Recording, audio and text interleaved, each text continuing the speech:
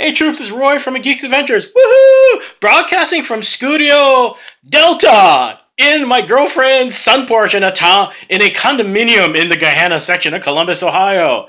So it's Sunday. I wonder what a lot of us have been doing over this weekend. Besides going, dang, that's a long line for the popcorn. Oh man, how many seats these people want? And if you're a Cleveland Browns fan going, you drafted who? You drafted, wait, what? But also, 10 years ago, seriously, when Iron Man first came out, I think we all went, when the phrase Avengers Initiative was muttered by Samuel L. Jackson during what we all thought was going to be a one-off post-credit scene, and now it's turned into this multi-billion-dollar creature of epic proportions, so huge that right now I think a lot of studios went, oh good, they moved it ahead to April. There's one more week to lose steam during the summer. Yep, we're talking about, I am pointing this the right way, right? Infinity War, baby! Yeah, it's review time! And you spoiler shield! Spoiler shield! See that spoiler shield? Okay. So, the very quick, non-spoiler filled review. Damn. I'll just leave it at that. Damn. Honestly, you probably will want to go see it again because surprisingly, it's actually kind of funny in a lot of spots. So you might miss dialogue, yada yada yada.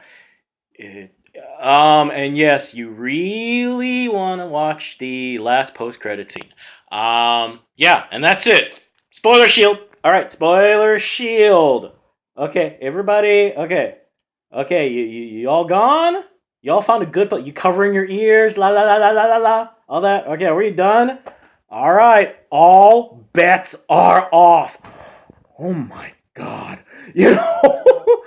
Thursday and Friday when the first friends of mine are popping up stuff in and the memes are coming out, the general look everyone had was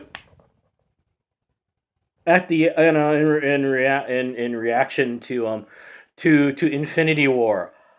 They weren't kidding. So basically what's going on? The film actually takes 3 different paths. The one obvious path is the fact that, oh dear Lord, this does turn into a giant train wreck. Actually, let's see here. There is, Thor, who's out in space, because remember Thor Ragnarok, he runs into the Guardians of the Galaxy, and they're like, who's this dude smeared on our windshield? There's one path. Boy, did that blow up. The second path is, is Stark with Doctor Strange, Spider-Man, and who else? And eventually, members of the Guardians of the Galaxy. Yeah, this movie goes all over the dang place. End up, let's see here, trying to meet Thanos at Titan, a planet where he grew up and was raised, and yada yada yada yada yada. The third path is Steve Rogers and his motley crew of used to be Avengers, as they're basically trying to find a beachhead to hold off Thanos' forces, because eventually they're coming for Vision's Soul Stone.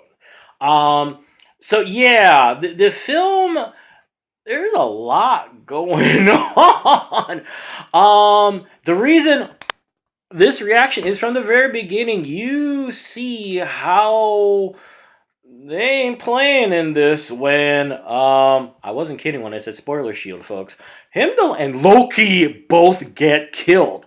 The film literally takes place immediately after Thor Ragnarok, where, the Asgardians are like, wow, this kind of sucks. Wow, we have no home. Okay, we're on the ship. What are we gonna do? What's that giant spaceship? And literally all hell. This happens all off screen, but basically, you would think that between, oh my Lord, that's right, Valkyrie's not coming back. Holy crap. my god, that sucks. You would think between Valkyrie, Loki, this whole motley crew of badass as Guardians. Um, for the whole time since Thanos was introduced in Avengers post-credit scene, I've been kind of bitching and whining about you never get to see how badass he is. You get to see through the whole movie, but in one fight scene where with the Hulk, and of course, Hulk shows up. And literally it takes on Thanos, of course, and blah blah blah blah blah. And literally one of Thanos' minions goes, nah, he's just messing with him. And literally that is what happens. You never thought you would see this, but literally the Hulk gets pummeled into submission. He got lucky he got out alive. All right. Unfortunately, no one else does. Yes, I said Loki's dead. Yes. No more Tom Hiddleston being Loki. That sucks. So you're wondering, well, what the heck happened to Thor? Oh, well, the ship blows up and he basically ends up being Flotsam. And by dumb luck, to be quite frank, is found by the Guardians of the Galaxy. So in the middle of all this, meanwhile, simultaneously, give or take, whatever Einsteinian time, space, blah, blah, blah, blah, blah, blah, blah. Another group of Thanos' minions, I believe they're called the Black Order. My apologies if I screwed that up. They go to Earth and of course run into Doctor Strange and Iron Man. It's interesting to watch because you get further emphasis on the fact that Tony, you gotta learn how to play with others. Yeah, you got a lot of stuff going on, but you can't just bark orders and assume everyone's gonna do what you tell them. Sorry, but you don't have that subtle charisma Steve Rogers has. So they go off with a time stone, yada yada yada yada. And finally, the last thing, of course, is you gotta go after Vision with the Soul Stone. And this is where it kind of emphasizes the dichotomy between the two of them because Scarlet Witch is taking on two of these guys. They're both kind of getting housed by these guys. And guess who? Two different members of the Black Order. And guess who shows up to the rescue? Chris Evans doing the best Akira Kurosawa Yojimbo / Clint Eastwood John Wayne appearance. And he, along with, let's see here, who else shows up? Sam shows up. And Black Widow show up. And it's rather ironic that the ones that have no superpowers actually manage to hold off the two uber demigods. And from there, it is just mass chaos. Me mentioning Heimdall and Loki, they ain't nothing compared to the bodies that are flying around all over the place in this movie. It's really, it's an interesting statement though on the industry for me because I love these characters, but after what happened to Phil, after what happened to Nick Fury, I'm just like, so how long before you bring him back? Sorry, I'm a cynic. Okay. I've been reading these things and watching these movies for way too long. And I think the saddest thing is that, you know what, as much as I'm glad, in some ways glad Phil came back because he's a wonderful character. In some ways that was probably the worst thing that could have happened because now, you take an emotional, imagine if Snape came back. Imagine if Dumbledore came back. But anyway, crossing streams.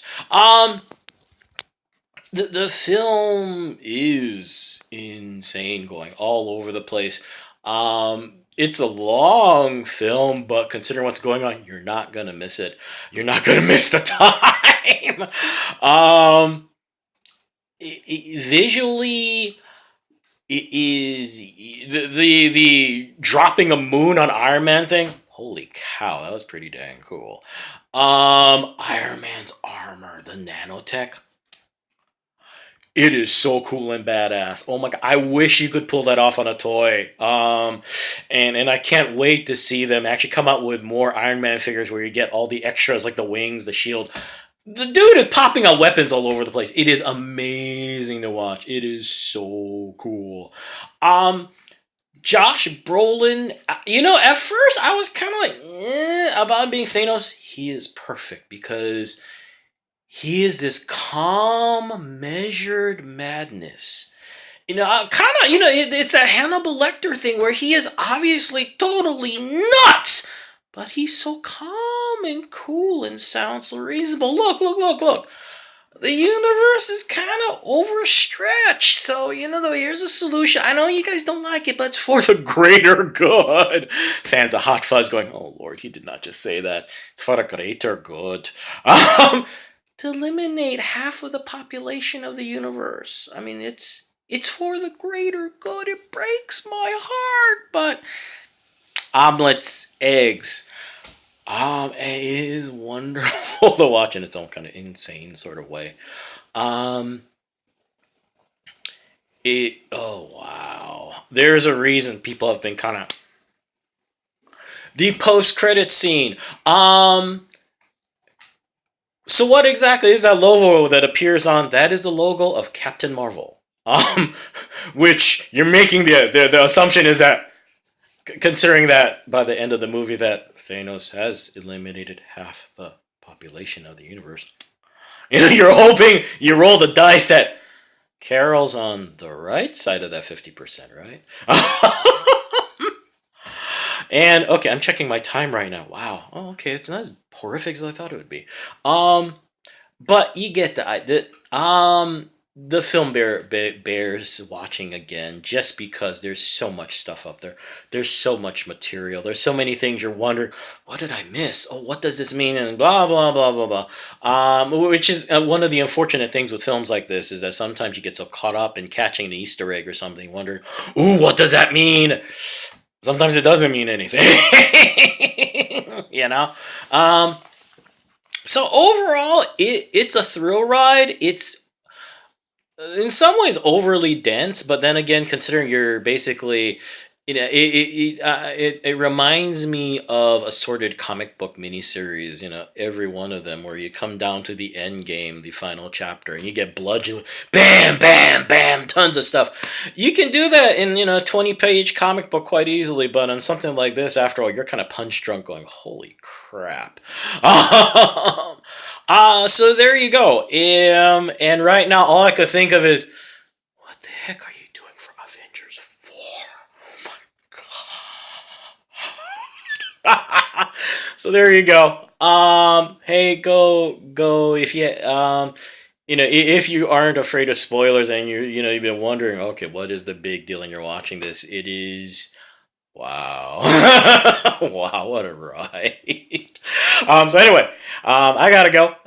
May the force be with you. May the odds be in your favor. And in this case, considering there's a 50-50 chance that you may not be with us in the universe post-Infinity Gauntlet.